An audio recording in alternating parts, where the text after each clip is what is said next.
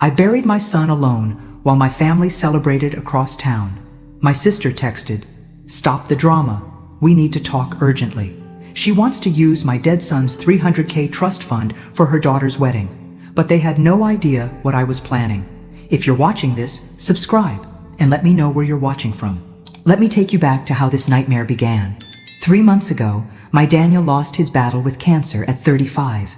The funeral was scheduled for Saturday, March 18th. That same day, my sister Susan decided to throw an engagement party for her precious daughter Emma, because apparently, dead nephews shouldn't interfere with wedding celebrations. "Grace, you understand, don't you?" Susan had called the night before Daniel's funeral, her voice dripping with false sympathy. "We can't cancel Emma's party.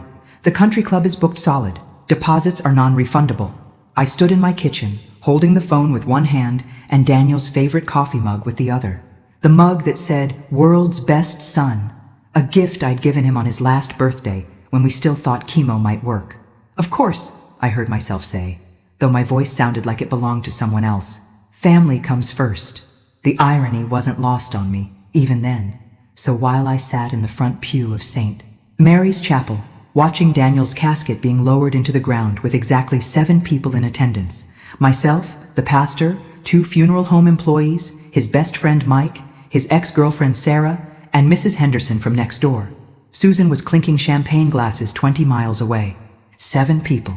For a man who'd coached Little League for free, who'd spent his weekends volunteering at the animal shelter, who'd never missed a birthday or holiday. 7 people, because his own family chose canapes over condolences. The funeral director, a kind man named Mr. Peterson, kept glancing at the empty pews behind me. "Mrs. Walker, would you like us to wait a few more minutes? Sometimes family runs late." "This is everyone," I told him, my voice steady as granite. "We can proceed." But oh, how wrong he was about family running late. They weren't late.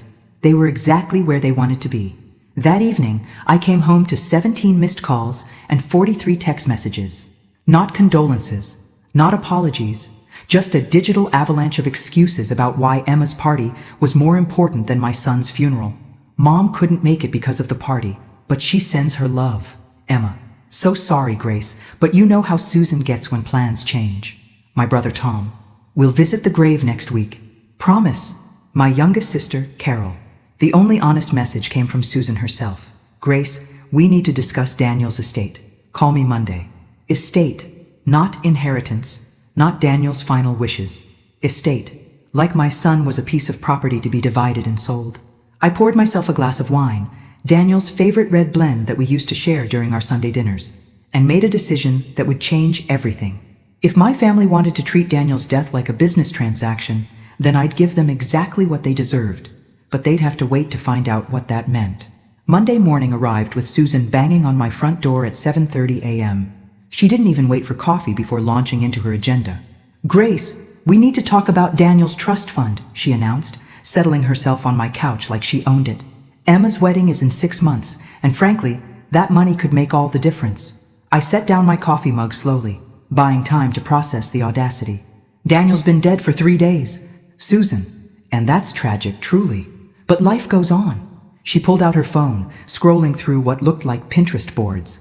"Emma's been dreaming of this wedding since she was 12. The venue alone costs $80,000, and that's before flowers, dress, catering. How nice for Emma." My voice could have frozen water. "Tell me, did she enjoy the engagement party? I heard it was lovely." Susan had the grace to look uncomfortable for exactly 2 seconds. "Grace, don't be like that.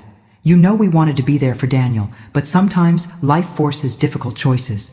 "Difficult choices?" I repeated the words slowly, tasting their bitterness.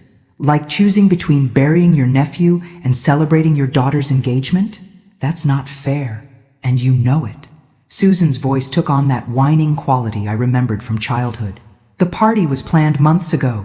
Daniel would have understood." Would he? Daniel, who'd called Susan Aunt Selfish behind her back since he was 15? Daniel, who'd once told me that Susan only showed up to family events when she needed something? "Besides," Susan continued, oblivious to my internal commentary, "Daniel named you as executor specifically because he trusted you to do what's best for the family." There it was. The real reason for this early morning visit. Susan had been awake all night, probably calculating how to get her hands on that $300K. He left detailed instructions about the trust fund, I said carefully. Susan leaned forward eagerly. Exactly. And I'm sure he'd want Emma to have the most beautiful wedding possible. She's the only grandchild left now, Grace. The only one to carry on the family name. Only grandchild left. As if Daniel had never existed. As if his death was just an inconvenience that cleared the way for Emma's princess fantasy. The trust fund has specific stipulations, I continued, watching Susan's face carefully. Daniel was very particular about how that money should be used. Well, what are they? Susan practically bounced in her seat. I'm sure we can work something out. Maybe a loan against the inheritance? Emma's fiancé has excellent credit. I stood up and walked to the kitchen, ostensibly for more coffee, but really to hide my expression.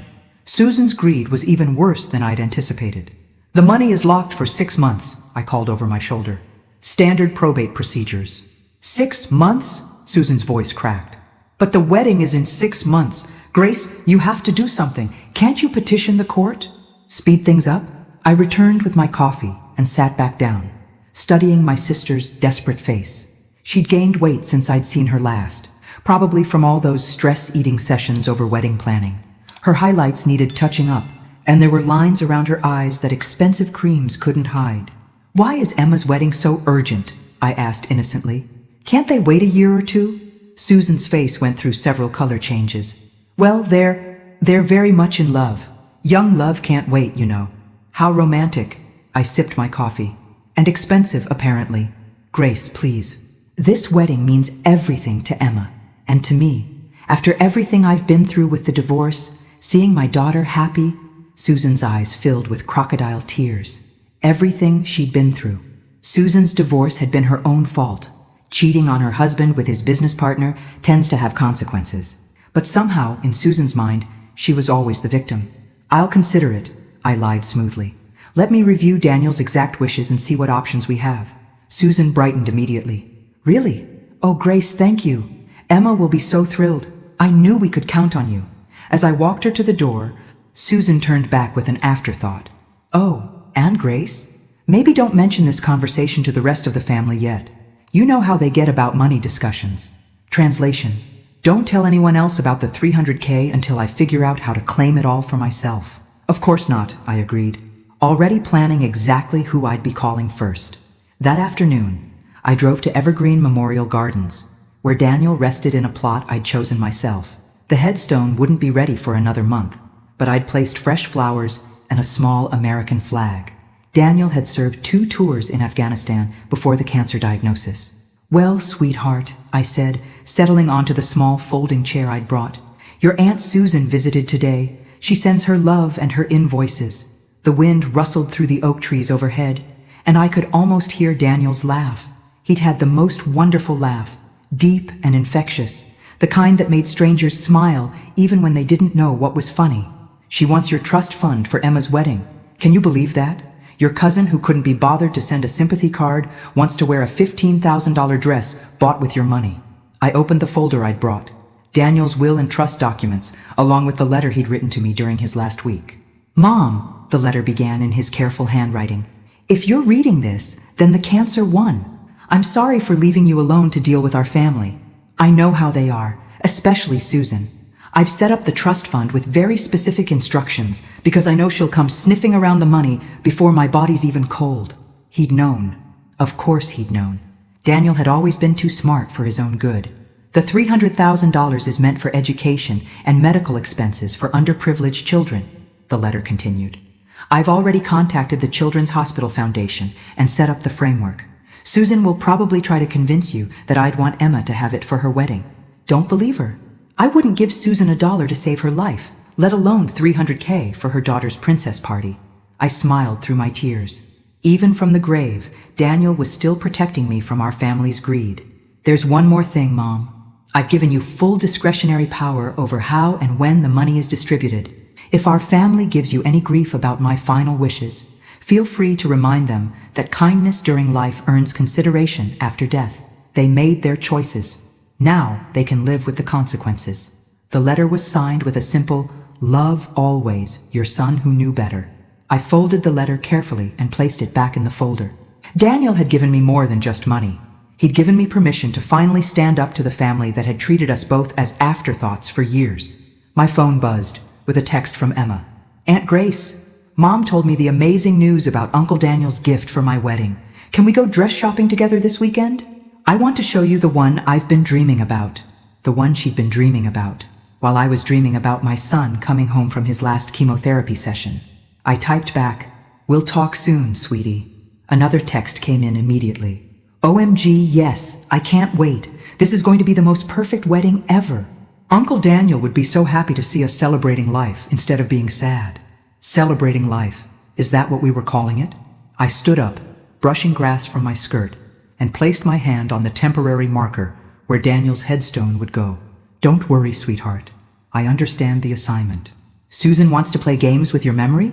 Well, she picked the wrong woman to mess with. Your mother didn't raise any fools." On the drive home, I made a mental list of phone calls to make. The lawyer who'd helped Daniel set up the trust, the financial advisor who managed the account, the director of the Children's Hospital Foundation who was expecting Daniel's donation. And then, just for fun, I'd call my other siblings and let them know about Susan's morning visit. After all, she'd asked me not to mention it to anyone. Good thing I'd never been particularly obedient. Tuesday evening brought the family phone tree to my doorstep. Tom arrived first, followed by Carol 20 minutes later. They settled into my living room with the same hungry expressions Susan had worn the day before.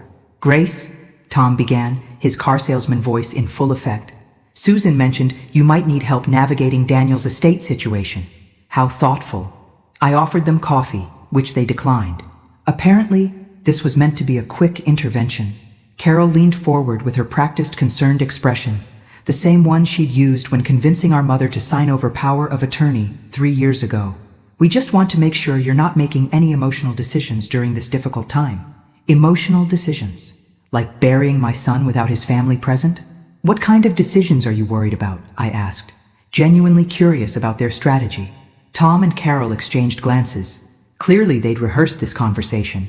"Well," Tom cleared his throat, "Susan mentioned that Daniel left some assets that might benefit the whole family. We think it would be wise to distribute those assets sooner rather than later. For tax purposes." Tax purposes. How creative. And what assets would those be? I kept my voice neutral, though I was enjoying watching them squirm. "The trust fund," Carol said bluntly. "Susan said it was substantial." "Did she now?" I sipped my coffee slowly. "What else did Susan tell you?" Another glance between the siblings. Tom took the lead again. "Look, Grace, we know Daniel meant well, but he was young and probably didn't understand the tax implications of a large inheritance. If we divide the money now among all the grandchildren, everyone benefits." "All the grandchildren?" I raised an eyebrow. "Tom, your kids are in their 30s and 40s. Carol, yours are in their 20s with good jobs. Emma is the only one getting married." "That's not the point," Carol protested. "It's about fairness. Daniel wouldn't want to play favorites." Wouldn't he? Daniel, who'd called Tom's oldest son a spoiled brat who's never worked a day in his life. Daniel, who'd once told me that Carol's daughter was too busy taking selfies to notice anyone else exists. "Besides," Tom added, his voice taking on that patronizing tone I remembered from childhood, "you're not getting any younger, Grace. Managing a large sum of money can be stressful. We could help take that burden off your hands." The burden of managing my own son's final wishes. "That's very considerate," I said, "but I think I can handle it." Carol's face tightened. "Grace, be reasonable. You live alone, you're in your 60s, and you just lost your son. This isn't the time to be stubborn." "Stubborn?" I set down my coffee cup with deliberate care. Like when I was stubborn about attending Daniel's funeral instead of Emma's engagement party. The room went silent. Tom studied his shoes, while Carol suddenly found the ceiling fascinating. "Grace," Carol finally said, her voice softer, "we know you're upset about Saturday, but families sometimes have to make difficult choices." "Stop," I held up my hand. "Just stop right there. You want to talk about difficult choices? Let me tell you about difficult choices." I stood up and walked to the mantel where Daniel's purple heart sat next to his college graduation photo. Difficult choices are deciding whether to take your son off life support. Difficult choices are choosing a casket for someone who should have outlived you. Difficult choices are sitting alone at a funeral because your family chose champagne over compassion. When I turned back around, both siblings looked uncomfortable. "Now," I continued, my voice steady as steel, "you want to make another difficult choice about my son's money. The money he specifically designated for charity work with sick children. The money he trusted me to distribute according to his wishes. Tom's face reddened. Susan said he left it to the family. Susan lied. The words hung in the air like a challenge.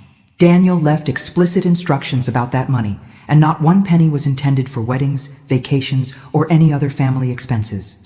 Carol stood up abruptly. Fine, be selfish. Keep it all for yourself, but don't expect us to support you when you're old and need care. The threat was so predictable, I almost laughed. Carol, sweetie, when have any of you ever supported me? When Daniel was dying, did you visit? When I was handling funeral arrangements alone, did you offer help? When I was grieving, did you call to check on me? She opened her mouth to protest, but I wasn't finished. The answer is no, to all of it. So your threats about future abandonment ring a bit hollow, considering you've already mastered the art of absence. Tom and Carol left without another word, but I knew this was far from over. Susan would regroup, probably involve the lawyer she'd consulted during her divorce, but I had something they didn't expect. Daniel's actual will, his trust documents, and a burning desire to honor his memory properly. Let them come. I was ready for war. Wednesday morning brought an unexpected visitor, Emma herself, standing on my doorstep with red-rimmed eyes and a Starbucks cup clutched in her shaking hands. Aunt Grace, can we talk? Her voice was smaller than I'd heard it since she was 10. I let her in, noting how she avoided eye contact and perched nervously on the edge of the couch. Emma had always been Susan's pride and joy. Pretty, popular, and perfectly willing to let her mother orchestrate her life. But today, she looked lost. Mom told me about the trust fund, she began, then stopped, pressing her lips together. She said Uncle Daniel wanted to help with my wedding. Did she now? I settled into my chair, studying my niece's face. What else did she tell you? Emma's hands twisted around her coffee cup. She said you were being difficult about releasing the money, that you didn't understand how important this wedding is to our family. I waited, letting the silence stretch between us. Years of raising Daniel had taught me that young people often revealed more when you didn't rush to fill the quiet spaces. But, Emma's voice cracked. But Uncle Daniel never even met Brandon. They only talked once at Christmas, and Uncle Daniel seemed, I don't know, not impressed. That was putting it mildly. Daniel had privately called Brandon a trust fund baby with the personality of wet cardboard. But I didn't share that observation. Tell me about Brandon, I said instead. Emma's face lit up for the first time since she'd arrived. He's wonderful, Aunt Grace. His family owns 3 country clubs, and he went to Princeton, and he's so handsome. Mom says I'm lucky to catch someone from such a good family. And what do you say? The question seemed to surprise her. What do you mean? I mean, what do you think about Brandon? Not what your mother thinks? Not what his family owns? What do you think? Emma stared into her coffee cup for a long moment. When she looked up, her eyes were bright with unshed tears. I think I'm scared. Of what? Of everything. The wedding, the marriage, the pressure to be perfect. The words tumbled out in a rush. Mom's been planning this wedding since I got engaged, and it's gotten so big and expensive and complicated. Brandon's mother keeps adding people to the guest list, and Mom keeps adding things to compete with her. And nobody asked me what I wanted. What do you want? I wanted a small ceremony. Maybe at the beach, just family and close friends. I wanted to write my own vows and have Uncle Daniel walk me down the aisle since Grandpa's gone. Her voice broke completely. But now Uncle Daniel's gone too, and Mom says we can't have the wedding I wanted because Brandon's family would think we're cheap. I reached over and handed her the box of tissues from the side table. Emma, sweetie, whose wedding is this? Mine, but... She wiped her eyes. But Mom's paying for it. Or she was, until she found out about Uncle Daniel's money. Now she says this is my chance to have the wedding of my dreams. But it's not my dream, Aunt Grace. It's hers. There it was. The truth that Susan would never admit. This wedding wasn't about Emma's happiness. It was about Susan's status. Her chance to compete with Brandon's wealthy family, her opportunity to prove she belonged in their social circle. Emma, can I ask you something personal? She nodded. Do you love Brandon? Another long pause. I love the idea of him. I love how he makes me feel safe and taken care of. I love that he chose me out of all the girls he could have had. She twisted her engagement ring, a massive diamond that probably cost more than most people's cars. But sometimes, I wonder if he'd notice if I were replaced by someone else who looked similar and agreed with everything he said. My heart broke for this girl who'd been raised to believe her worth was measured by her ability to catch and keep a wealthy husband. "Emma, your Uncle Daniel left you something in his will." Her eyes widened. "Money for the wedding?" "Not money. Advice." I pulled out Daniel's letter and found the section I was looking for. He wrote, "If Emma is reading this, I hope she remembers that she's smart enough to make her own choices and strong enough to stand by them. Don't let anyone else write the story of your life, especially not your mother." Emma started crying again, but these were different tears. "He said that?" "He did. He also said that if you ever needed someone to talk to about difficult family situations, you should call his friend Sarah. She's a therapist who specializes in helping young women navigate family pressure." I wrote down Sarah's number and handed it to Emma. "Think about what you really want, sweetie. Not what your mother wants, not what Brandon's family expects, but what would make you truly happy." Emma hugged me tightly before she left. "Thank you, Aunt Grace. For the first time in months, I feel like I can breathe." After she was gone, I called Sarah and gave her a heads up about a possible call from Emma. Then I sat back and smiled. Susan wanted to use Daniel's memory to fund her social climbing ambitions? Well, Daniel was about to reach back from the grave and mess with her plans in ways she never saw coming. Friday afternoon, my phone rang with the call I'd been expecting all week. "Grace, we need to meet. Today." Susan's voice was tight with barely controlled fury. "Emma's been asking questions about the wedding, and frankly, your influence isn't helpful." "My influence?" I almost laughed. "You mean encouraging her to think for herself?" "I mean filling her head with doubts about Brandon and the wedding. She came home crying yesterday, talking nonsense about postponing everything. Do you have any idea what that would cost us?" "Cost them. Not cost Emma's happiness or peace of mind, but cost them money and social standing." "Where would you like to meet?" I asked, already knowing this conversation was going to be delicious. "Cafe Luna, 1 hour." Cafe Luna was Susan's favorite restaurant, upscale enough to make her feel important, but public enough that she assumed I wouldn't make a scene. She'd always underestimated me. I arrived first and chose a table in the center of the dining room, close enough to other patrons that Susan would have to control her voice, but far enough away that we could speak freely. When she walked in 10 minutes later, I could see the storm brewing in her eyes. "Let's get straight to the point," she said, without preamble, sliding into the chair across from me. "What did you tell Emma?" I told her the truth about Daniel's will. I signaled the waitress for coffee, something you apparently forgot to mention. Susan's face went through several color changes. "What truth?" "That Daniel never intended his money to fund Emma's wedding. That he specifically designated it for charity work with sick children. That you lied to your entire family about his final wishes." The waitress appeared with our coffee, giving Susan a moment to compose herself. When we were alone again, she leaned forward with her most intimidating expression. "Grace, I don't think you understand the situation here. Emma's engagement to Brandon is the best thing that could happen to our family. His father owns half the commercial real estate in the county. His connections could help all of us." "Help you? You mean, help all of us," she repeated firmly. "Tom's struggling with his dealership, Carol's kids need college funds, and well, you're alone now, Grace. When you're older and need care, connections like the Ashford family could make all the difference." The Ashford family. So that was Brandon's last name. I made a mental note to look them up later.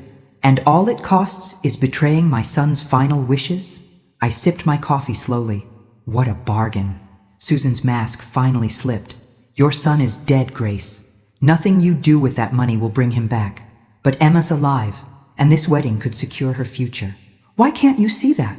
"Because Emma doesn't want this wedding." The words hung between us like a challenge. She wants something small and meaningful, not a 3-ring circus designed to impress people who don't care about her happiness.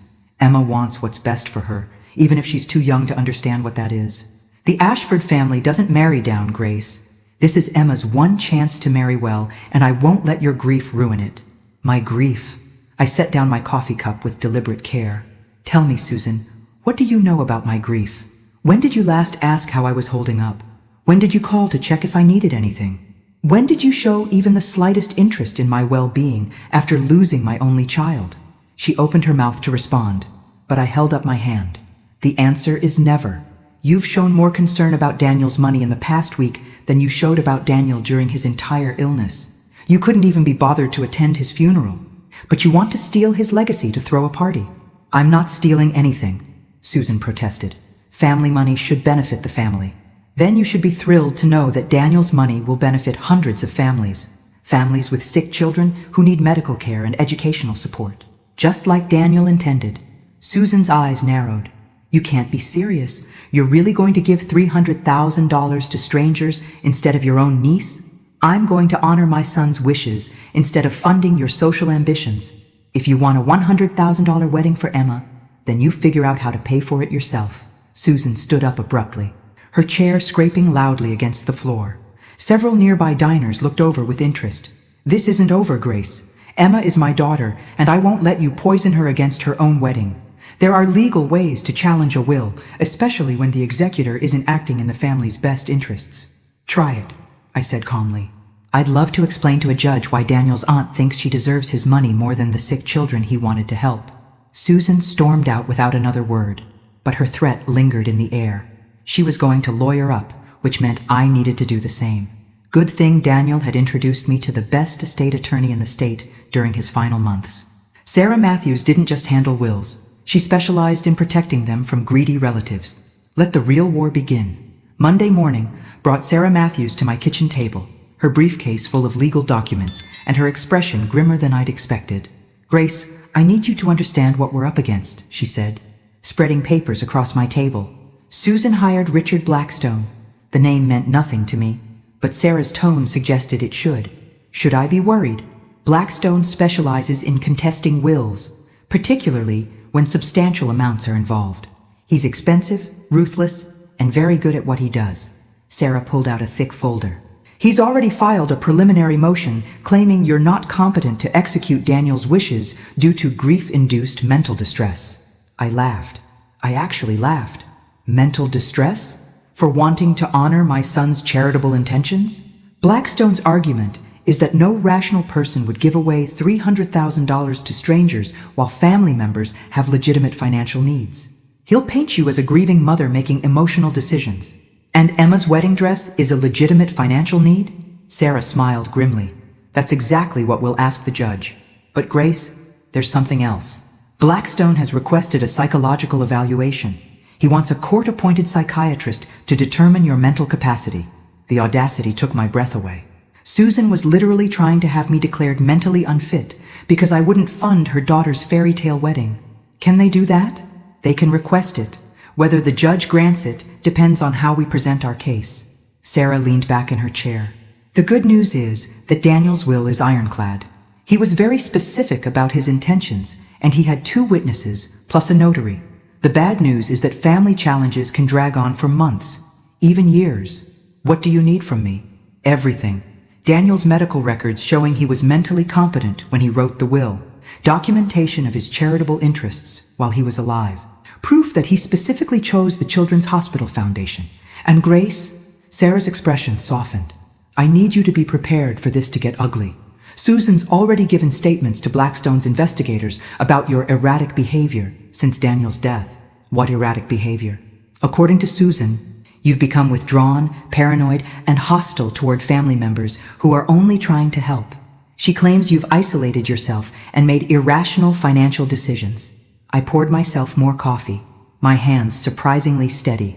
You mean like refusing to fund a $100,000 wedding for a niece whose fiancé Daniel actively disliked?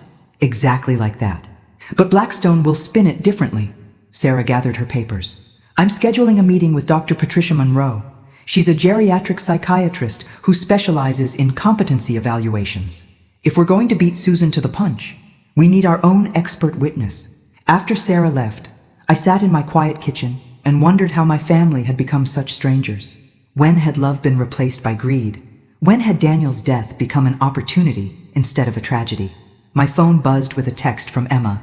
Aunt Grace, Mom hired a lawyer. She says you're sick and need help. Is that true? I typed back, I'm fine, sweetie.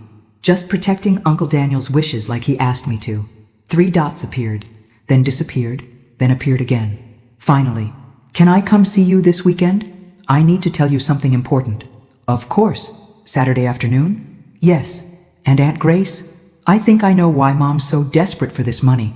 It's not just about the wedding. I stared at that last message for a long time, wondering what other secrets my family had been keeping. Saturday afternoon, Emma arrived with puffy eyes and a manila envelope clutched in her hands. She sat on my couch like she was afraid it might bite her. "Aunt Grace, I found something in Mom's papers." She handed me the envelope with shaking hands.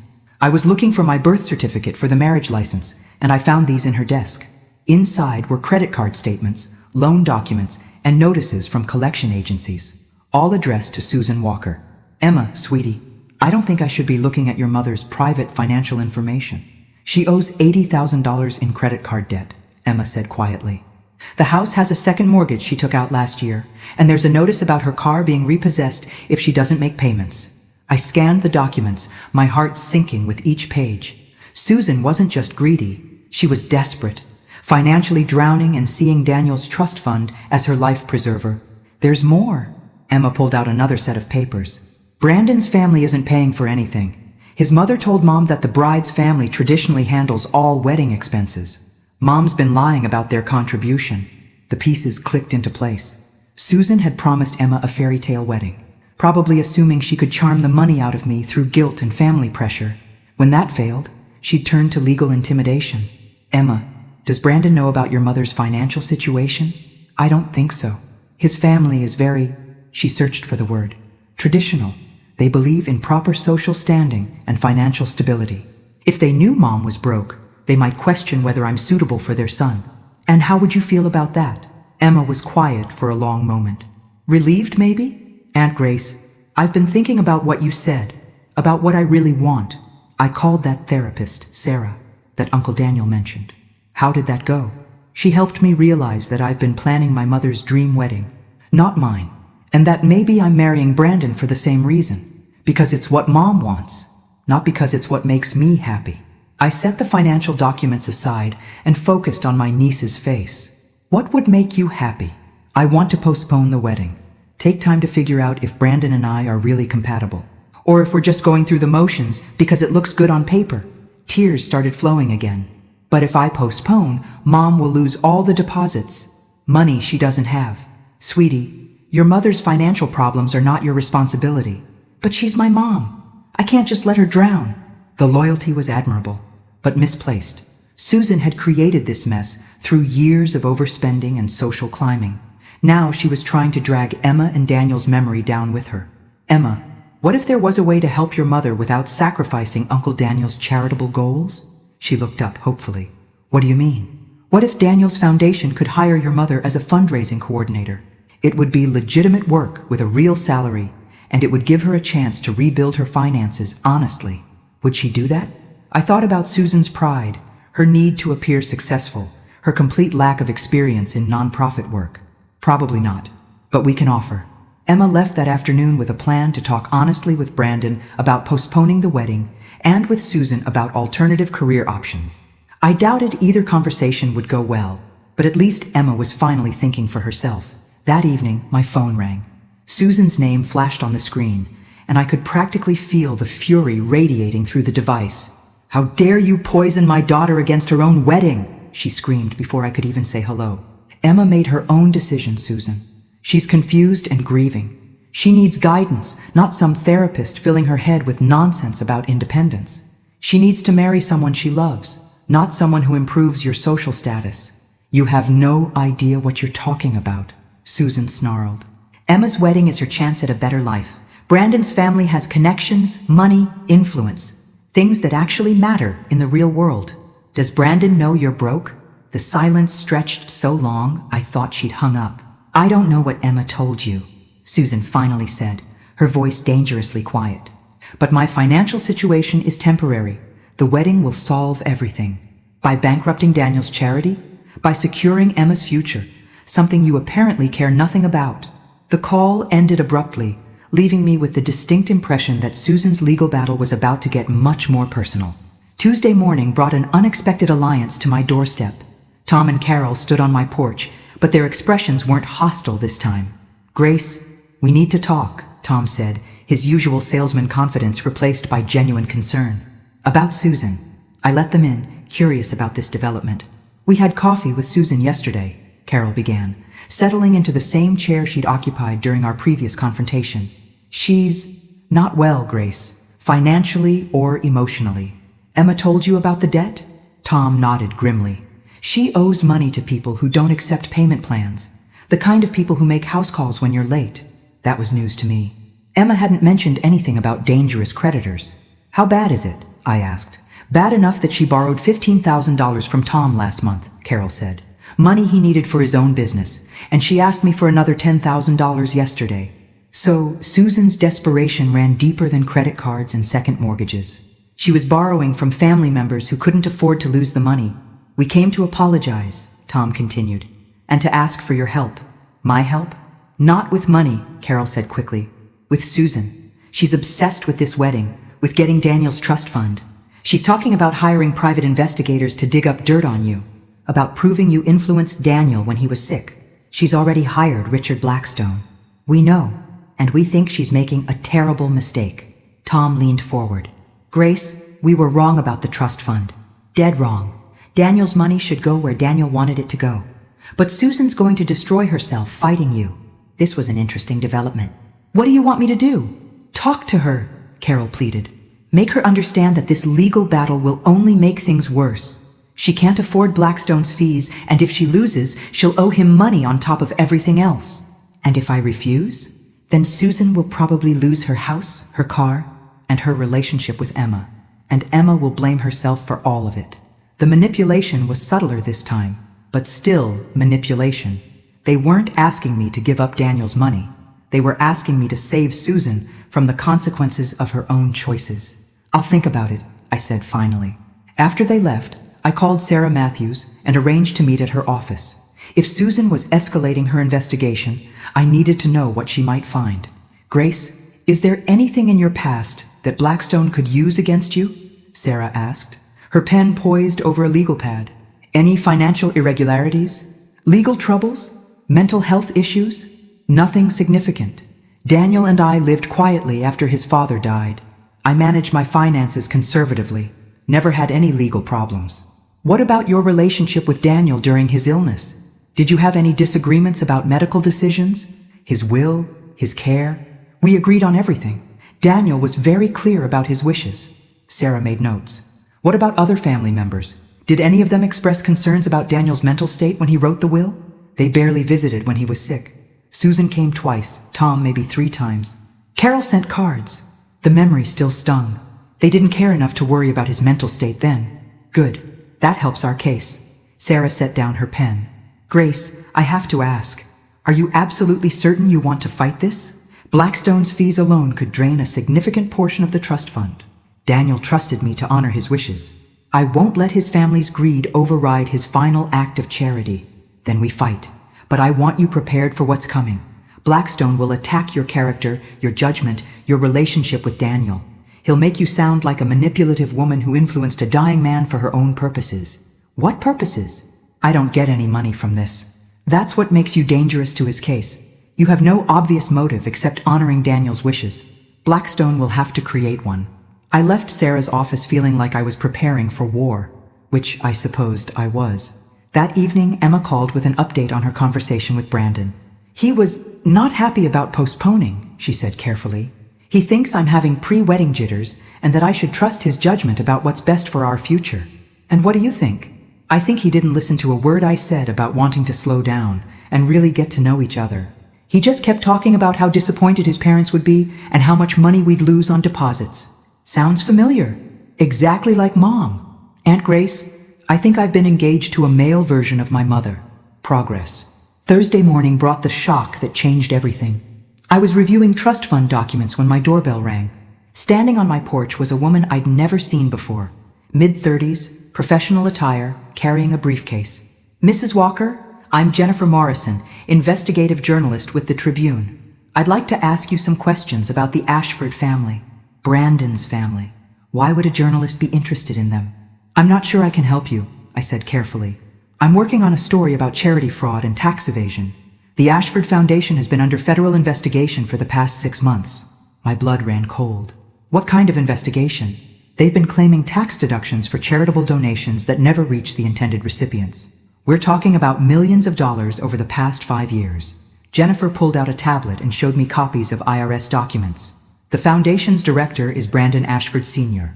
His son, Brandon Jr. is listed as the assistant director. Both are facing potential federal charges. I sank into my porch chair, the implications washing over me. Does Emma know? I doubt it. The investigation has been kept quiet pending the outcome. But Mrs. Walker, there's more. The Ashford family has been targeting wealthy widows and families with substantial inheritances. They arrange marriages or partnerships, then gradually gain access to the money for their fraudulent operations. You think Brandon is deliberately targeting Emma? I think Brandon's family identified your niece as someone with potential access to significant funds. The timing of their engagement, right after Daniel's diagnosis became public knowledge, is suspicious. I thought about Emma's description of their whirlwind courtship, how Brandon had swept her off her feet at a charity gala just 3 months after Daniel entered hospice care, how he'd proposed after only 4 months of dating, how his family had immediately insisted on an expensive wedding with extensive media coverage. What do you need from me? I asked. Information about the trust fund, how much money is involved, who has access, what safeguards are in place. If the Ashfords are planning to defraud your family, we need to document their methods. I gave Jennifer the basic facts about Daniel's trust and Susan's legal challenge. She took notes rapidly, her expression growing more concerned. Mrs. Walker, your sister's lawsuit might actually be helping the Ashfords. If she succeeds in getting the money distributed to family members, it becomes much easier for them to access through marriage. But Emma's having doubts about the wedding. Then she needs to know the truth about her fiancé's family immediately. Mrs. Walker, if Emma marries Brandon Ashford, she could be charged as an accessory to federal fraud, even if she had no knowledge of their activities. I called Emma immediately after Jennifer left. Sweetie, I need you to come over right now. There's something about Brandon's family you need to know. I can't. Aunt Grace, Brandon's taking me to meet with the caterer, and then we have dinner with his parents. Can it wait until tomorrow? Emma, this is urgent. Cancel your plans and come here now. Something in my voice must have convinced her. Okay, I'll be there in an hour. When Emma arrived, I introduced her to Jennifer Morrison and watched my niece's face go white as the journalist explained the federal investigation. That's impossible, Emma whispered. Brandon's family are respected philanthropists. They've donated millions to charities. They've claimed to donate millions, Jennifer corrected.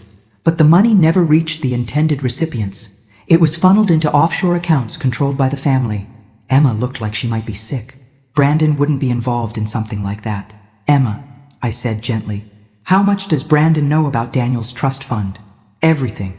I told him all about it after Mom explained how Uncle Daniel wanted to help with our wedding. Jennifer and I exchanged glances. What exactly did you tell him? I asked. About the $300,000? About how you were the executor? About Mom's lawsuit to get the money distributed to family members? Emma's voice grew smaller with each word. Oh God. He asked so many questions about the legal process, about how long it would take, about whether the money could be accessed before the wedding. Emma, Jennifer said carefully, I need to ask you something. Has Brandon or his family suggested any changes to your financial arrangements? Joint bank accounts? Power of attorney? Anything like that? His mother suggested I set up a joint investment account with Brandon before the wedding. She said it would show the banks that we're serious about building a life together. Emma was crying now. She even gave me the name of a specific financial advisor to use. Jennifer made a note. That financial advisor is probably part of their operation. Once you had joint accounts, Brandon would have access to any money you received from the trust fund. I need to call this off, Emma said, her voice stronger now. The wedding, the engagement, everything. I need to get away from them. Carefully, Jennifer warned. If the Ashfords realize you know about the investigation, they might escalate their timeline. Can you act normal for a few more days while we coordinate with federal agents? Emma nodded, wiping her eyes. What about Mom's lawsuit? I smiled for the first time in days. Oh, that just became a blessing in disguise. If Susan succeeds in freezing the trust fund pending legal review, the Ashfords can't touch a penny of it. So Uncle Daniel protected us even from beyond the grave? Your uncle was always smarter than the rest of us gave him credit for. 2 weeks later, I sat in Judge Harrison's courtroom watching Susan's case crumble in real time. Richard Blackstone's confident demeanor had evaporated when federal agents served him with a subpoena that morning, and Susan looked like she'd aged 10 years in 10 days. Your Honor, Sarah Matthews addressed the court, we move to dismiss all challenges to the trust fund based on new evidence that has come to light regarding the petitioner's motives. Blackstone stood up shakily. Objection, Your Honor. The federal investigation has no bearing on my client's legitimate concerns about the executor's mental capacity. Actually, it does, Sarah continued smoothly. Mrs. Susan Walker's daughter was engaged to Brandon Ashford Jr., who is currently under federal indictment for charity fraud. Mrs. Walker's sudden urgency to liquidate the trust fund coincides exactly with her daughter's engagement to a known criminal. The judge raised an eyebrow. Ms. Matthews, are you suggesting that Mrs. Walker was aware of Mr. Ashford's criminal activities? No, Your Honor. We're suggesting that Mrs. Walker was being manipulated by the Ashford family, who targeted her daughter specifically to gain access to the trust fund money. Mrs. Walker's lawsuit, while well-intentioned, would have made it much easier for the Ashfords to steal the money intended for sick children. Susan turned to stare at me, her face a mixture of shock and horror. Clearly, no one had explained the Ashford situation to her. Your Honor, Sarah continued, the executor, Mrs. Grace Walker, actually protected the trust fund from federal criminals by refusing to liquidate it prematurely. Her actions, which appeared stubborn to the family, were actually prescient. Judge Harrison looked over his glasses at Blackstone. Counselor, do you have any response to these allegations? Blackstone was flipping through papers frantically. Your Honor, my client was unaware of any federal investigation. She was simply trying to ensure her daughter's future happiness. By stealing money from sick children to fund a wedding to a criminal, Sarah added helpfully. Objection. Sustained. Ms. Matthews, please keep your editorial comments to yourself. The judge reviewed the documents for what felt like hours before finally speaking. Based on the evidence presented, it appears that Daniel Walker's trust fund was properly established and that his executor has acted in accordance with his expressed wishes. The challenge to Mrs. Grace Walker's competency is dismissed. Furthermore, given the federal investigation into the intended beneficiary family, this court commends Mrs. Walker for her diligence in protecting charitable funds from potential fraud. Susan's shoulders sagged in defeat. As we filed out of the courtroom, she approached me hesitantly. Grace, I'm sorry. I had no idea about Brandon's family. Is Emma okay? Emma's fine. She's postponed the wedding indefinitely and started therapy to work through the manipulation she experienced. And the money? Goes exactly where Daniel intended. The Children's Hospital Foundation will help hundreds of families with sick children receive the medical care and educational support they need. Susan nodded slowly. He would have liked that. Yes, he would have. We stood there awkwardly for a moment before Susan spoke again. Grace, about my debt situation. Sarah Matthews knows several nonprofit organizations that need experienced fundraisers. The pay isn't enormous, but it's steady work with good people. You'd recommend me for a job? After everything? I looked at my sister, really looked at her, and saw not the greedy woman who'd tried to steal my son's legacy, but the frightened woman who'd made terrible choices out of desperation. Daniel believed in second chances. I said finally, I think I can manage one. 6 months later, I received a photo in the mail. Emma, looking radiant in a simple white dress, standing on a beach next to a young man in a Coast Guard uniform. The note on the back read, Aunt Grace, meet my husband, Michael. We had the wedding I always dreamed of. Small, meaningful, and paid for with our own money. Uncle Daniel would have approved. Love, Emma. That evening, I visited Daniel's grave with fresh flowers and the Children's Hospital newsletter featuring a story about the Daniel Walker Memorial Fund.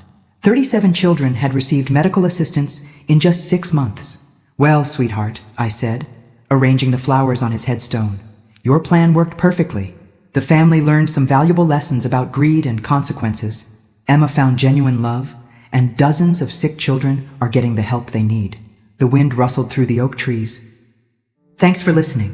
Don't forget to subscribe and feel free to share your story in the comments. Your voice matters.